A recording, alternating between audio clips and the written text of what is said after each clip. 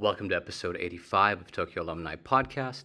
For the next few episodes, I want to focus on just international schools in general. And instead of interviewing individual people, focus on broad topics. So the first one I wanted to talk about was AP versus IB.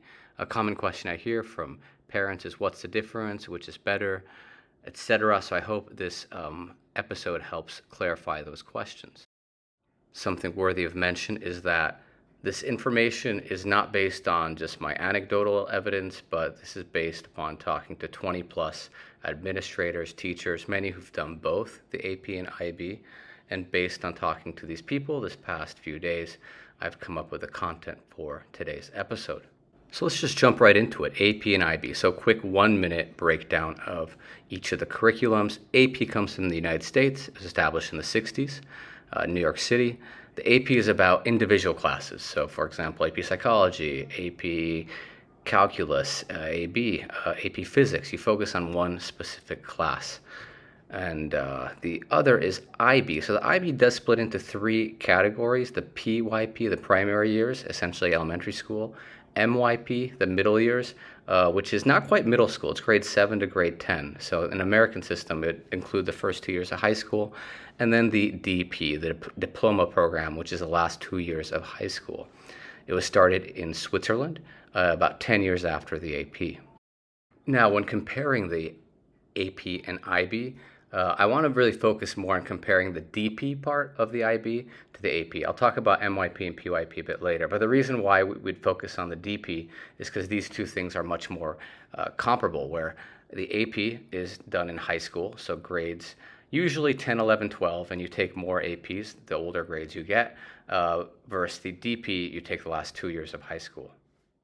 So one of the major differences with the two curriculums is that the AP, you focus on one class. So for example, if you're a STEM person, you could take AP Physics, AP Chem, AP Calc, just focus on math and STEM type of classes, and then avoid the humanities and English, and vice versa.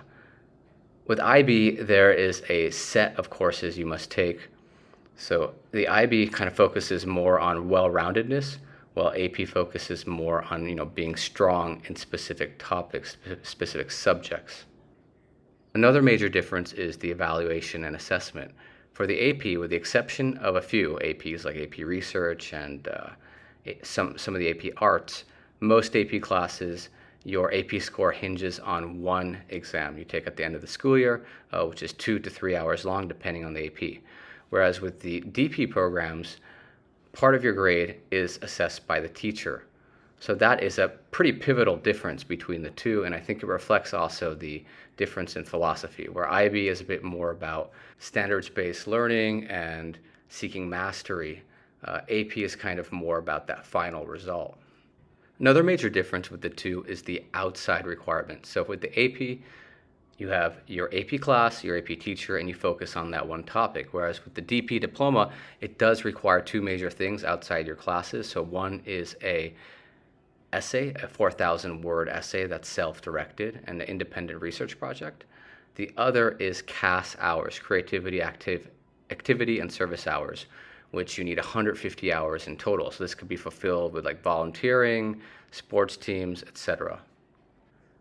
The final difference is that AP is more sort of American, whereas IB is more international. And these have their strengths and weaknesses too. So for AP, most colleges will accept AP scores as college credit, although with a large caveat where schools are becoming more and more demanding with the scores. It used to be a 3 or higher was good enough 20 years ago. Now some schools are saying it has to be a 4, or some schools are even saying it has to be a 5.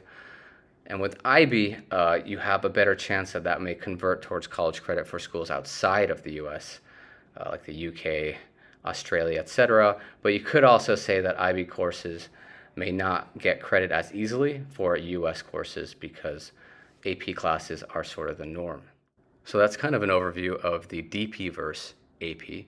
So I want to briefly now touch upon MYP and PYP, specifically MYP. So a phenomenon many people have noticed, including myself, is that many schools that are IB do not have MYP. They go PYP, they have something in the middle, like UK or US curriculum, and they go to DP. And this could be a reflection of how many schools And this is verbatim. At least 5 people have mentioned to me saying MYP is terrible or MYP is not great. And the reasons behind that vary, but the main thing I seem to hear is that one, it's not really a good preparation for the DP program. And secondly, part of the IB ethos is cross-curricular teaching, which means you have your math and your sciences and your Englishes collaborating, connecting, which on paper sounds great, but when it's forcefully done and very artificially connected, it just ends up being disingenuous. So like on paper, yes, it looks like these different classes are mixed, but it's very forceful and it's just not very effective. So those are the 2 major complaints I hear. And again, it's very much reflective based on just Googling which schools have DP versus which schools have DP and MYP. And you'll notice it's not a small number of schools that skip out on the MYP.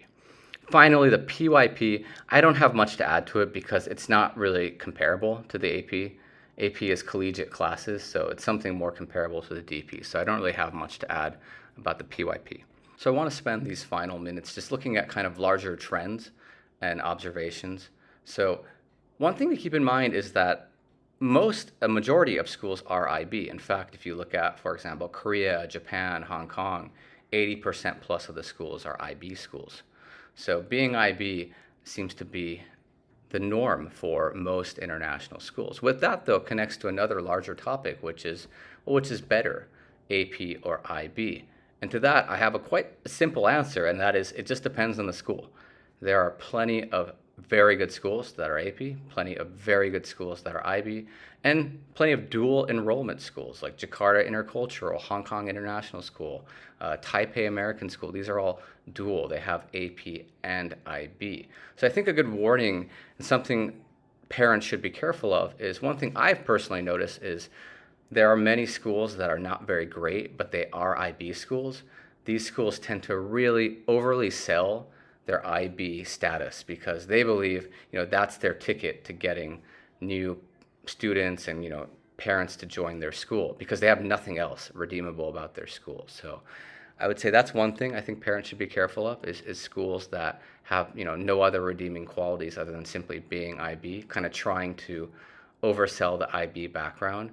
And the other point I would look at for parents is where you want your child to end up. So if you're very focused on them being in the United States, AP makes sense. But if you are open towards your kids going to Australia, the UK, Canada, places outside the US, maybe that's a good idea to do DP instead of AP. The last point I want to touch upon is the rigor. And I have heard, even growing up, I went to an AP school, my friends went to IB schools, how IB schools are harder. And there is some truth to this in regards to DP. So as I mentioned earlier in the video, with AP, it's challenged by choice. So you do get some students who will take 4, 5, 6 APs in one school year, but you also get other students who take 1 or 2. With DP, there's no choice.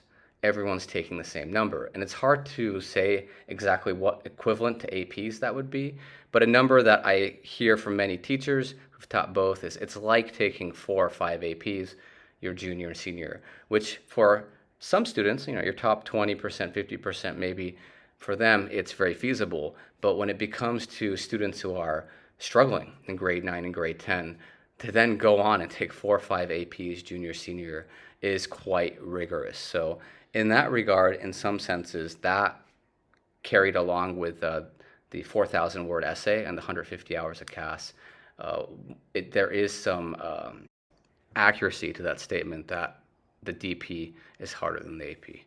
So that's it from me.